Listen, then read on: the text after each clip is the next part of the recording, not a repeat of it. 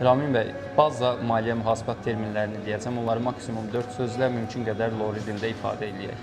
Okey.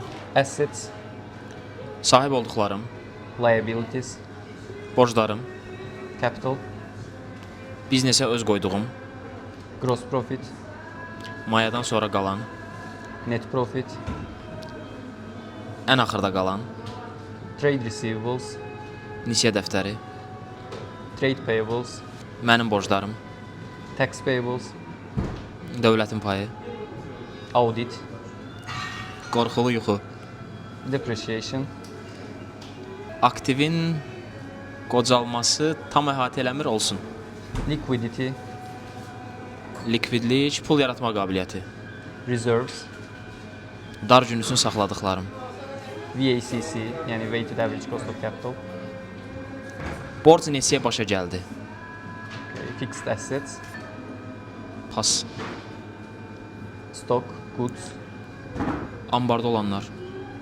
cost of goods sold, maya, OPEX, üzr istəyirəm, satdıqlarımın mayası, OPEX, gündəlik xərclər, retained earnings, hələ bölmədiyimiz mənfəət, dividend, biznes sahibinə ödənilən, current assets, gündəlik istifadə etdiklərimiz, and long-term debt.